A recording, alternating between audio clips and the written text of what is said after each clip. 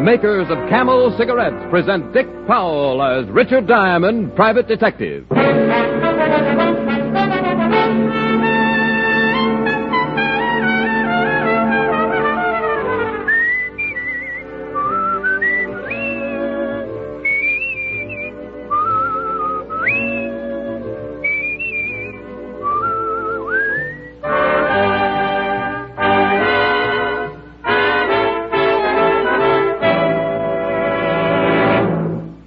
What cigarette do you smoke, Doctor? Again, this question has been asked of doctors in every branch of medicine. And again, the brand name most was Camel. Yes, according to this repeated nationwide survey, more doctors smoke Camels than any other cigarette.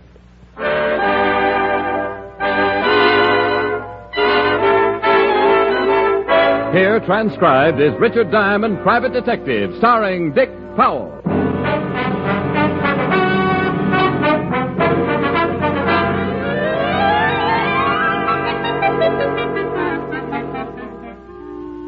Being a private detective is like ordering stew in a cheap restaurant.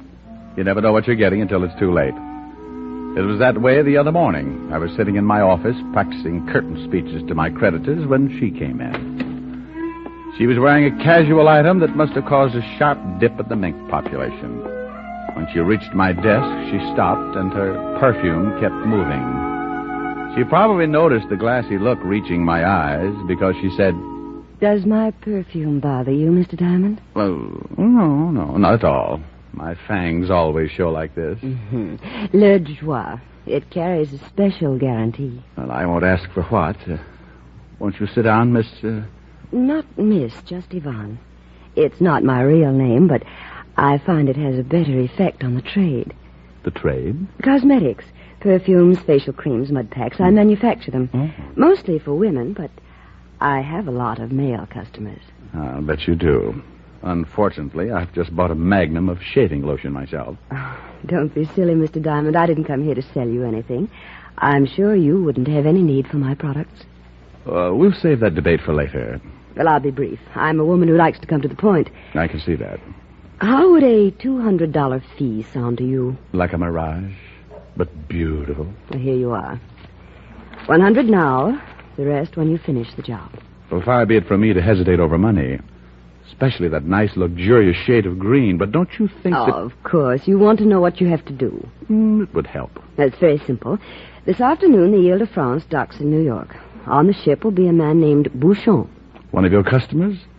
Or is this social? Monsieur Bouchon has developed a wonderful new face cream. He's arranged for me to have the exclusive American rights. Well, that's fine. Where do I come in? Your job starts at 7 tonight. All you do is pick up the sample from Monsieur Bouchon at his hotel and bring it to me. Oh, I see. Do you mind if I look at your legs? Why, no. But I thought we were talking business. We are. Mm-hmm. Well, you've got nice legs, Yvonne. They take me where I want to go. What keeps them from taking you to Bouchon's hotel? You mean pick up the sample myself? I was sure you'd ask that. Well, I did. You don't know the cosmetic industry, Mr. Diamond. My competitors would do anything to get hold of that face cream. They know you expect Bouchon? Only one of them. A ruthless man. Does he have a name or just a disposition? Robert Mockler. He owns the Venus Beauty Enterprises. And you think he might follow you, take the sample away before you can start to manufacture? So you're paying me $200 to protect it? Oh, Mr. Diamond, I'm going to like you. You're so understanding. $100 bills make me that way. I'll expect you tonight around 7:30. My job's over when I deliver the sample to you, is that it? Yes. But don't make any plans for the rest of the evening. There's a new perfume I want to try out.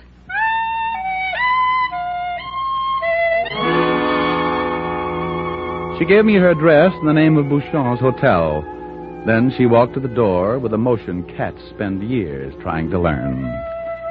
I sat there a while, letting my head clear and my temperature sink to a mere galloping fever. I had a bite of lunch, strolled around most of the afternoon, doing things people do to kill time in New York. It was about 4 when I climbed the stairs and walked down the hall to my apartment. Au clair de la lune, mon ami Poirot, prêtez-moi la plume pour écrire... Oh, she was too old for that anyway. Hey, What is this? Hello, Diamond. Didn't you knock? Or did you think this was an L station? I knocked, nobody answered. I came in. Now you can go out. How much did she pay you? Who? Yvonne. How much did she pay you to get that face cream sample? I'll bet a mud pack to a permanent your name's Mockler. Yeah. Venus Beauty Enterprises. I'll double what she paid you. You want that face cream pretty bad, huh? Bring it to me, huh, Diamond? Are you that interested in cosmetics? It's a business. Do I get that sample? No. Be nice, Diamond. So I can be nice. Well, it'll be a strain for both of us. Triple. I'll give you 3 times what she paid. And a bonus on the side. Why don't you get it yourself? Think I'd be here if I knew where Bouchon was? That door, Mr. Mockler, leads to the hall. Use it. I ask you to be nice. Once. The second time, I don't ask. You heard me. Ow. You take your hands off me. I'm just being nice. You dirty. Get up. And then get out. All right, Diamond. I'm leaving. You take a hint nicely. I won't forget this. I wouldn't want you to. You just lost yourself a chunk of cash, Diamond. I'm not a very good businessman. It's a habit with me. Well, it's too bad. Might have helped pay the bill. What bill? The undertaker. Funerals run high these days. He stomped to the door, his face twisted with some private rage that had just become public, and left. When face cream got to be that important, it was time for Richard Diamond to start investigating the cosmetic business. I took a shower, dressed neatly in my most continental fashion, and taxied off to visit Monsieur Bouchon. He was staying at a small hotel in the East 70s, one of those places where the doorman is dressed like an admiral in the Swiss Navy. I ignored the doorman and waded through miles of plush carpet until I found Bouchon's suite. I pushed the buzzer, and when the door opened, I was standing in front of the biggest female this side of a Ringling Brothers tent. You want something, gentlemen? Monsieur Bouchon, is he in? Who you been, gentlemen? Richard Diamond. Come in. What's the matter? Is my tie on crooked? Please. Well, the way you're looking at me, maybe my nose is shiny. It's better when you've been really Richard Diamond. Because, gentlemen, if you know Ben Richard Diamond, they ben break your bones. One bone by one bone. You see, gentlemen? I'm afraid I do. But now if you'll just... Monsieur Diamond. Monsieur Bouchon, I hope. Name of punctuality, Monsieur Diamond. Exactly on time. I kissed you on one cheek. I kissed you on cheek number 2. We can stop it right there. Let me regard you. Oui. It is as Yvonne say you will be. So young, so handsome, so viril. I feel like a midget next to your watchdog here. Watchdog? Je ne comprends pas. Oui, Bertha. She is my masseuse. She makes new muscles as the old. And vice versa on occasion, I suppose. Regard her, Monsieur Diamond. Name of a Swedish smorgasbord. Is she not magnifique? Yeah, spellbinding. Now, about that sample I'm supposed to pick up. But of course, Bertha. Please. In the boudoir, Bertha, there is a jar on the bed, next to my Chartreuse dressing gown. Bring it. Yeah, gentlemen. I wish to tell you, Monsieur Diamond, how pleasant it is to be back in your New York once more. What a truly magnifique city she is to visit. But you wouldn't want to live here. Name of a fortune teller, but you are psychic. How did you know I would say that? I've been hanging around the tourist bureau. I do not understand, but I think you are being droll. You would have a tiny brandy with me. Some logis du mail, n'est-ce pas? Well, thanks, but I've got a date with a room full of perfume. The Yvonne. Naturally, the incomparable Yvonne. Well, I suppose I cannot persuade you to stay. Thank you, Bertha. Please. Here, Monsieur Diamond, is the latest Bouchon creation. That's all? Just this jar? I have worked so hard on this sample. Oui. How I have labored. You will take good care of it, yes? Well, for $200, I'd tuck it in bed and sing it a lullaby. But no. You must not do that. You must make haste and place the sample in the hands of the lovely Yvonne. Any message to go with it? The sample. She will be message enough. Okay, I'll be seeing you. Of a certainty you will, Monsieur Diamond. Of a certainty. I looked back on my way out of the suite. Monsieur Bouchon had an atomizer in each hand, spraying the room with cologne.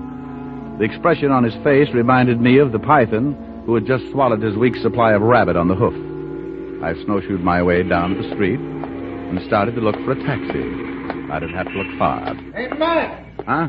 Over here, Mac! You looking for a hack? That's right. Hop in. 53.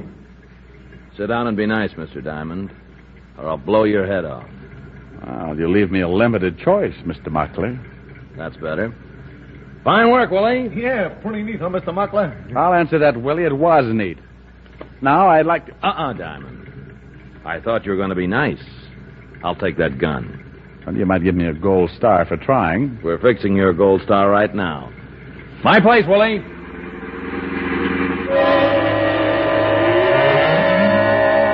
It didn't do any good to tell myself I should have known better. I'd been caught by a trick 10 times older than I was. I took a quick look at Mockler's profile just to make sure it was still there. It was. I didn't have to look at his gun. It had found a home between my 4th and 5th rib. We finally pulled up in front of an apartment just off Park Avenue. Mockler herded me across a foyer that might have been cheerful in McKinley's day. He pushed me toward the elevator. All right, get in. Would you mind shifting that gun a bit? My floating ribs run aground. I'll be nice, Diamond. Suits you better than being funny. And I was just trying to be pleasant.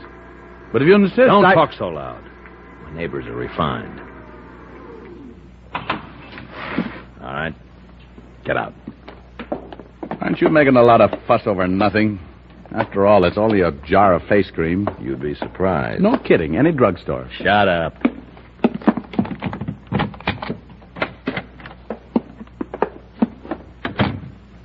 Oh, nice place. It's a place. All right, give me the sample. But just for the record, suppose I say no. You say no, you won't have a record. The sample, Diamond. Get it. My coat pocket. That's right. Oh, I thought you'd try that. Give me that gun. Okay, right between your pretty blue eyes.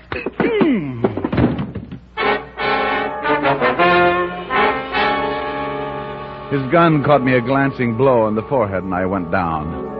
I couldn't have been out for more than a few seconds, because when I came to, Mockler was still in the room. I tried to get up, but my body had a will of its own. At the moment, what it wanted most was to rest comfortably on the rug. Mockler didn't notice me. He was too busy trying to get the top off the jar. When he finally did...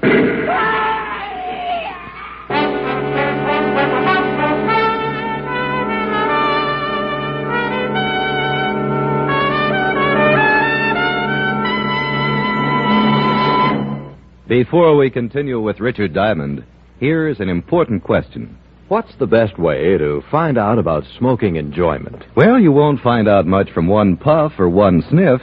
It takes day in, day out smoking. Make the sensible, thorough cigarette test. Smoke only Camels for 30 days. You'll discover how rich and flavorful Camels are pack after pack. You'll find how mild Camels are, how well they agree with your throat week after week. In a coast-to-coast test of hundreds of people who smoked Camels for 30 days, noted throat specialists reported not one single case of throat irritation due to smoking Camels. No other cigarette gives you this conclusive proof of mildness. And no other cigarette has Camel's rich, full flavor, the flavor of costly tobaccos, properly aged and expertly blended. So make your own Camel 30-day test, the sensible test. You'll enjoy every puff, and you'll see why so many people say, once a Camel smoker, always a Camel smoker. How mild, how mild, how mild, how mild, how mild can a cigarette be? Take the Camel 30-day test, and you'll see. Smoke Camels and see. And now back to Richard Diamond, Private Detective, starring Dick Powell.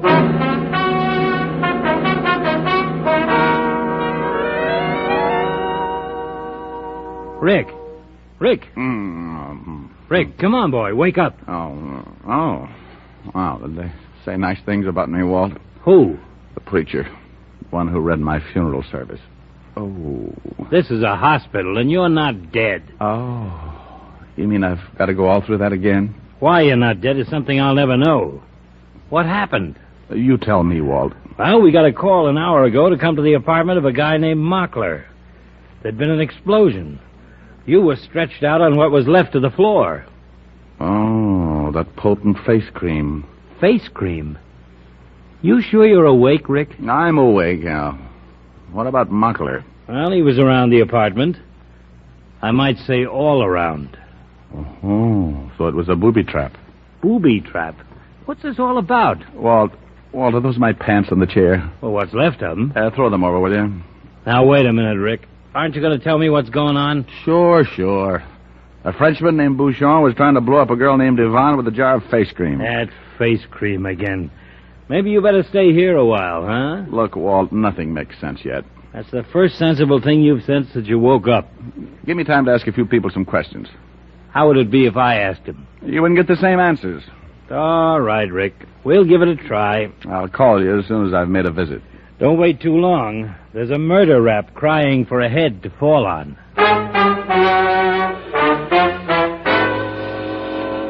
I checked out of the hospital and walked a few blocks to shake the India rubber out of my legs.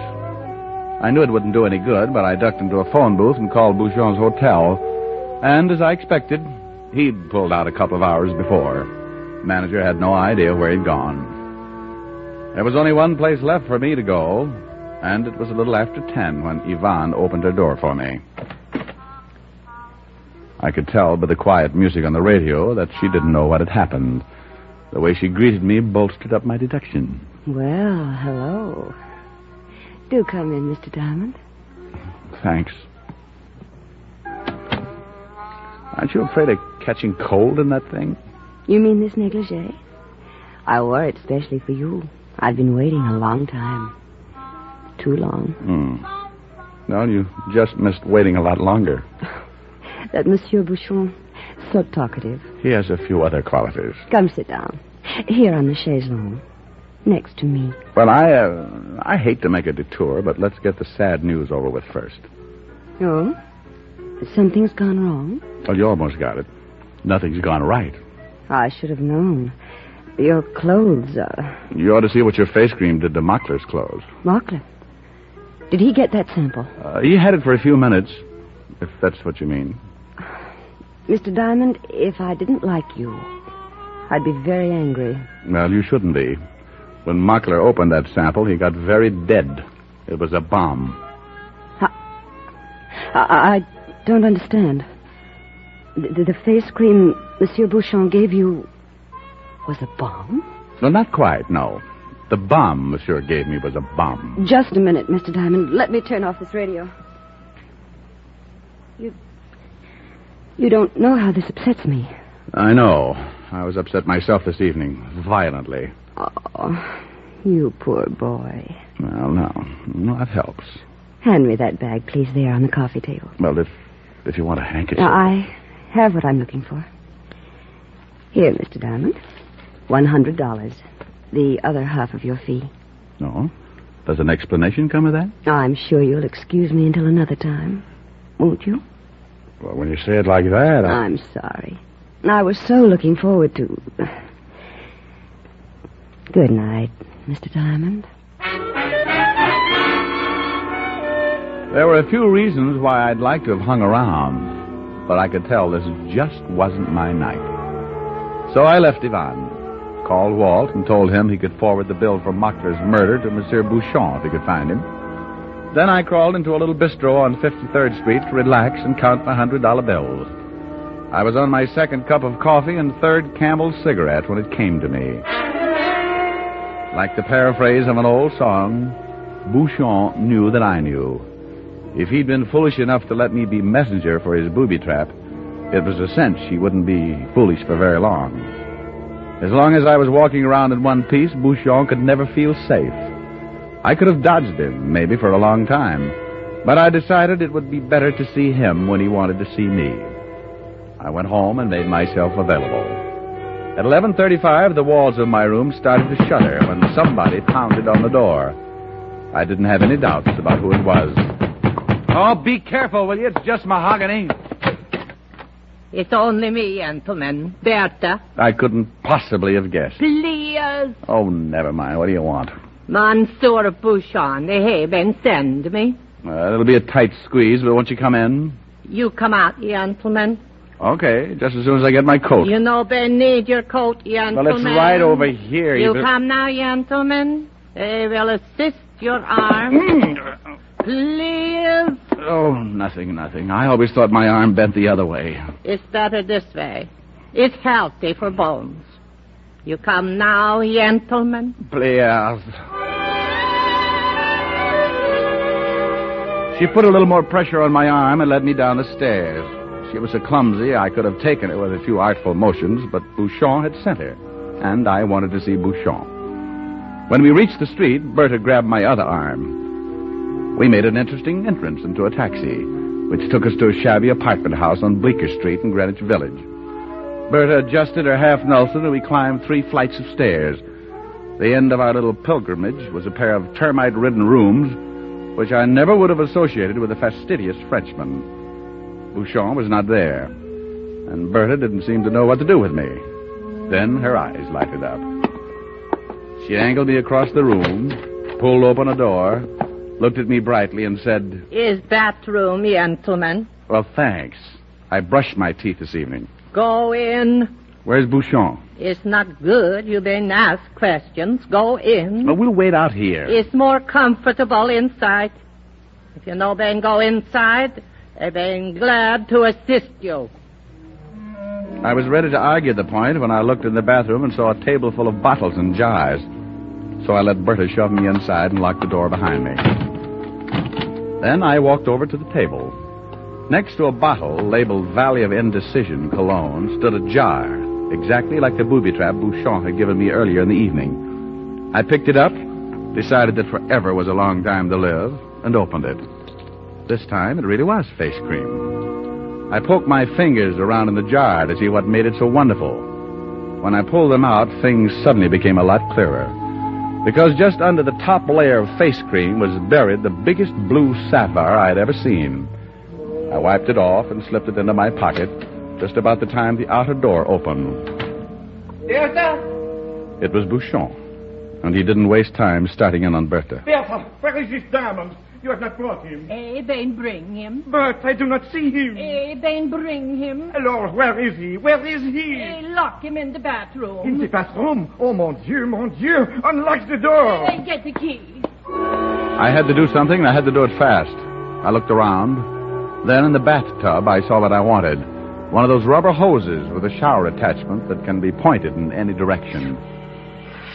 I turned on the hot water full blast and waited. Monsieur Diamond! Monsieur Bouchon? Mon Dieu, the steam I cannot see! Here I am. Ah! I am scalded! You have burnt me! Give me that gun. Oh, mon Dieu! That's right. Now stand back. Gentlemen. All right, Bertha, turn off that water. I am scalded! Now you'll live. Oh, that was some face cream. Mon Dieu! The sapphire! You have taken it! You won't need it, Bouchon. They'll just take it away from you before they put you in the chair.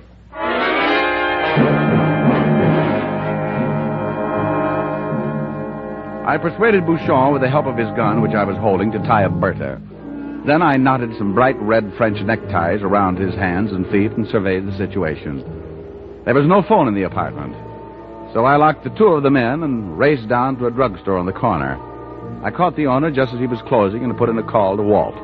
Then I doubled back to the apartment to keep Bouchon and Bertha company. I thought it was funny that the door was open when I had locked it so carefully. I stopped thinking it was funny when I walked through the door straight into the barrel of an ugly automatic. Hello, Mr. Diamond. Well, Yvonne. You're just in time. We're going to start a treasure hunt. He has it.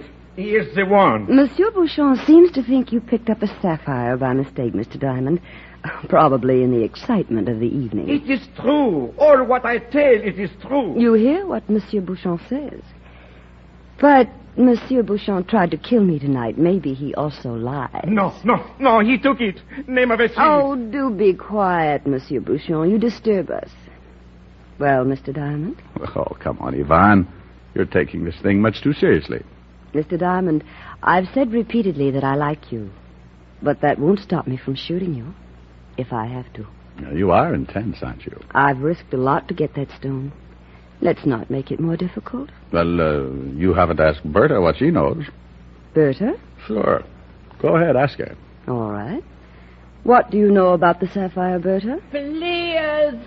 Oh, Mr. Diamond, I believe you're pulling my leg. Oh, Clears, I've got a good answer, but I'm afraid this isn't the time. Do you have the sapphire? Oh, for want of a better word, yes. Give it to me. Oh, Grandma, what a greedy voice you've developed. You're wasting time. Only in a manner of speaking. Come on, Diamond. I'm not... Hold it where you are.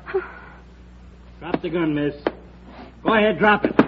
Well, you certainly took your time, Fatty. I got here as fast as I could. I was just running out of words. Wasn't I, Ivan? Mm-hmm. You know something, Mr. Diamond. Tell me, dear. I'm sure I'll hate myself in the morning. But it's funny. I still like you.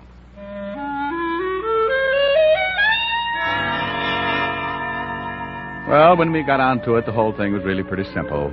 Yvon and Bouchon were running a fancy smuggling racket under a cosmetics cover. Bouchon wanted to make it a one-man operation. So he tried to dissolve the partnership the hard way by killing Yvon. It didn't work because Mockler found out about the sapphire, got in the way, and stopped the bomb intended for Yvon. Monsieur Bouchon summed the whole thing up rather neatly on the way to the station house. He said, Mon Dieu, I should have stood in France.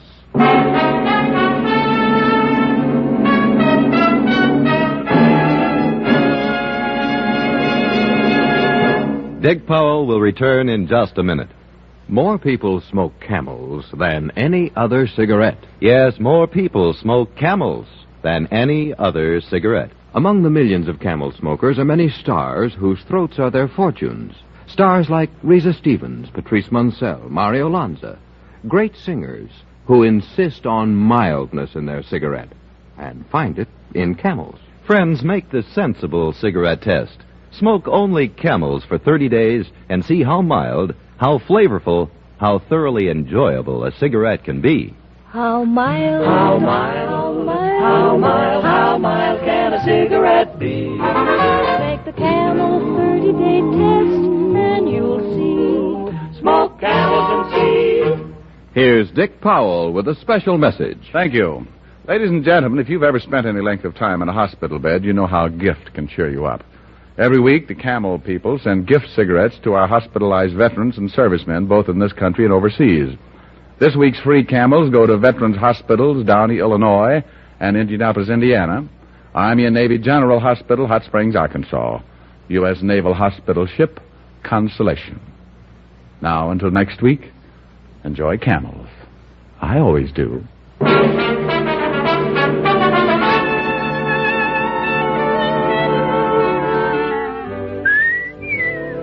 Dick Powell can now be seen starring in RKO's Cry Danger. Tonight's adventure of Richard Diamond was written by Charles E. Israel with music by Frank Worth. Our director is Helen Mack. Featured in the cast were Arthur Q. Bryan, Joan Banks, James Backus, Theodore Van Elst, and Sheldon Leonard. Men, there's pleasure in every pipeful of Prince Albert, the national joy smoke. PA's choice tobacco has a rich flavor and a fine, natural fragrance. It's crimp cut for smooth, even burning, and specially treated to ensure against tongue bite. Get Prince Albert, America's largest selling smoking tobacco. Listen next week for another exciting transcribed adventure of Richard Diamond, starring Dick Powell. This is Your FBI. The official broadcast from the files of the FBI follows immediately. Stay tuned. This program came to you from Hollywood. This is the American Broadcasting Company.